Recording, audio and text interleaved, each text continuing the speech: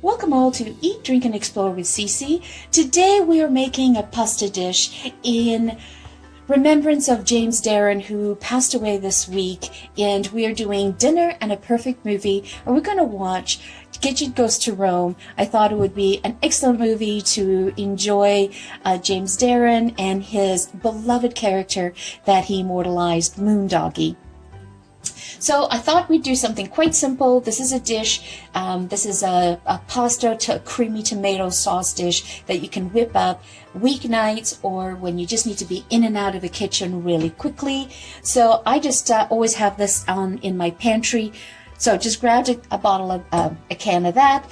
You could use passata, a bottle of passata, or you could just take a can of whole tomatoes, blend that down to get this consistency. You're going to need half an onion, and make sure that the onion is diced as small as possible because we want this to dissolve in the pasta sauce, and we're not caramelizing it. That's the other thing. So we want to make sure that it has enough time to dissolve. We're also going to take some garlic. Because this already has garlic in it, all I'm going to do is I'm going to smash these garlic in the oil so that it extrudes its flavor, but then we'll remove that out.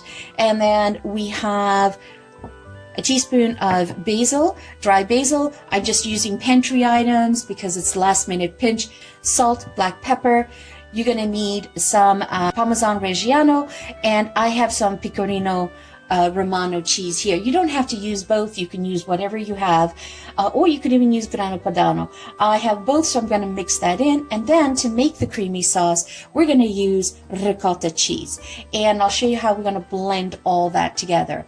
Now, the pasta that you're going to use is, I'm using this, okay? Now, why am I using this one? It's because it's nice and big and tubular. It's got ridges. It's got enough room in there that the pasta sauce can creep in there in the dish. And when you're eating it, you get this beautiful mouthful of pasta and fresh tomato sauce. So that's really, really handy. This takes about 16 to 18 minutes to make. So I've got the pot already boiling. I generously salted the pot because you're going to need that for that. Now, where can you pick this up? I mean, you could Google search that and, go on Amazon, see if you can pick it there. But if you are in Ontario, you could order from this company, and they have a store on Shops on Don Mills, so you can pick them up yourself, or you can order directly from their website as well. Okay, so let's get started. Let's get the pasta going, and then we'll get the sauce going. And because this pasta is big and tubular like this, I needed either a very deep pan or a very wide pan because I need them to completely be immersed in water. Okay, so we're going to put in some olive oil. You can put as much as you want. Let's heat that up, and then we're going to add in the onion and garlic. Okay. So that should be nice and warm. I'm just going to smash the garlic off camera.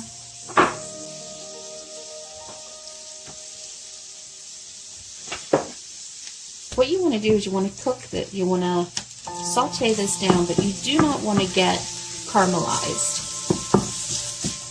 And because we threw in the garlic at the same time with the onion, you add a splash of water.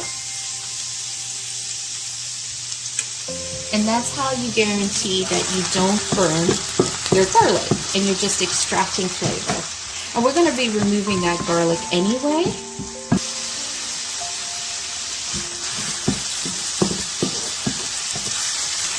So what we're looking for is we're looking to soften these. We're looking to get a little bit of, just a little bit of color. And then we'll add in the tomatoes.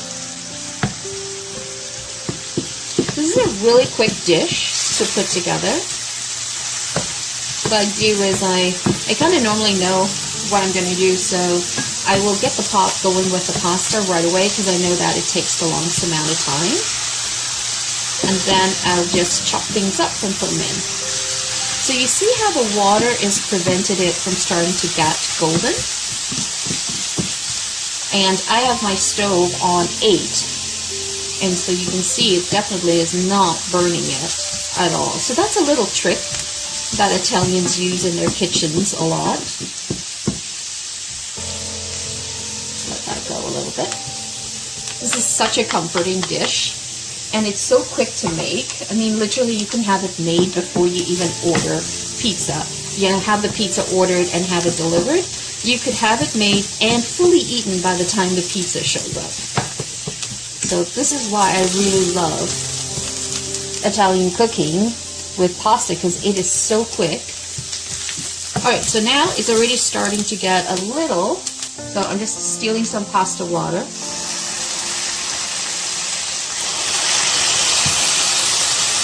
Just add that in. Alright, so let's add in the tomatoes.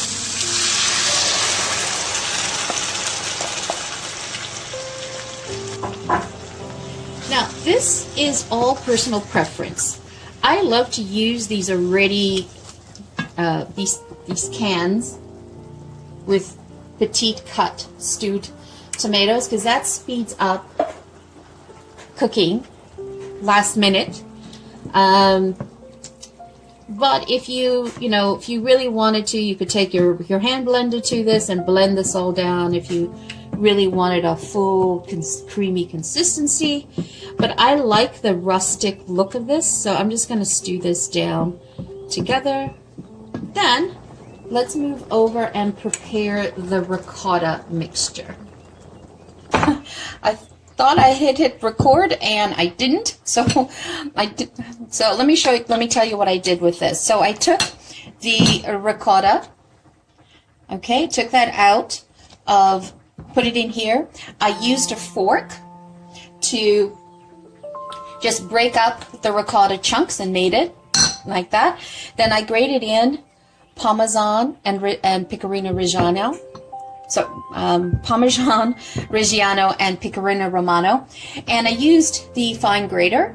I like to use the fine grater because I want to see the little hair-like, very feathery, because it will dissolve into the sauce. You know, buying them pre-shredded, they're still a little too chunky for my taste. I added in salt and pepper to taste. And I also added in a couple of sprinkles of dry basil in here. Now, to make it creamy, you want to take a little bit of pasta water, add that in, and mix it, okay? And the reason why you're mixing it is, one, I had the ricotta cheese on the counter for about 10 minutes, just to bring it to room temperature, because this fridge is really, really cold. And it wasn't quite room temperature, it was still a bit chilled. So then what I did is, by adding in the pasta water, I'm bringing the ricotta mixture and the cheese mixture up to temperature, so that when I do add it to the tomatoes, I'm not going to curdle this at all.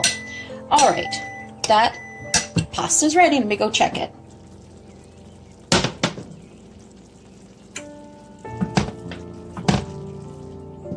So now you can decide if you want to blend this into a smooth tomato sauce. I don't. I want the chunks in here because I want these all to sort of dissolve and get lost in the tubes. So now, this has been going for about 15 minutes. So I'm just cranking up the heat a little bit, because I'm going to add one more flavor component to it. This is not necessary, but I like to do that. This is a balsamic glaze, and it's Cab Merlot, and it just adds a nice little back flavor to it. It's not, this is my little touch.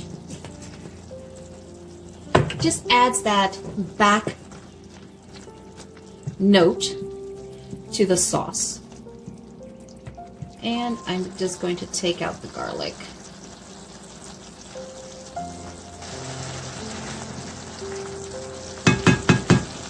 Okay, so I'm going to simmer that down. I'm going to take some pasta water, incorporate that, just a little bit. And we're going to fold in the cheese. Now I have my stove on very, very low.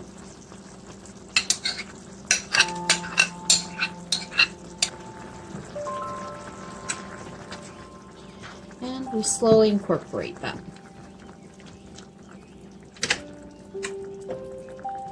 Have it on low. And it makes this beautiful pink sauce. Let's incorporate it.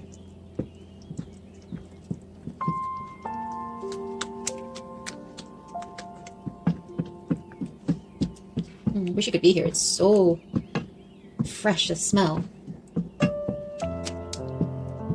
Perfect.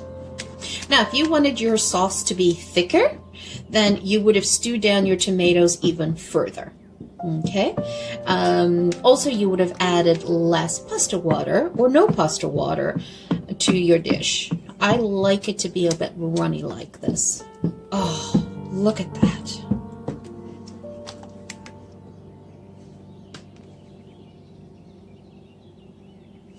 Okay, so now I'm just going to add in the sauce.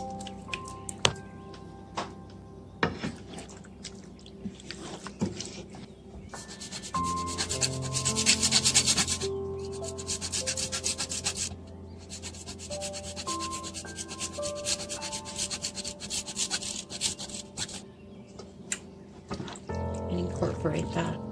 So here you have it, guys.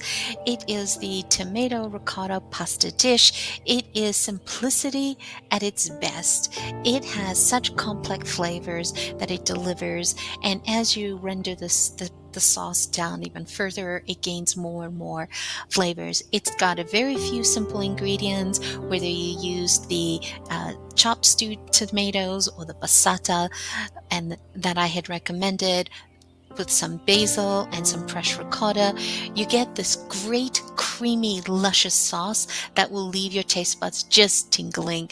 And you can thin it up or make it thick as much as you want by playing with your pasta water. The ricotta adds a depth to this dish that is the creaminess. So this dish is so easy to make that you can whip it up any time of the day, whether you're cooking for one or feeding a massive crowd. It's quite economical. There's no meat to this, so anyone who's a vegetarian and does eat dairy can indulge in this dish as well. So it could be for lunch, it could be for dinner. It's up to you. I've even had this dish cold. Thank you once again for joining me. If you liked this video, hit that like button. Show us some love. If you have not yet subscribed, hit that subscribe button.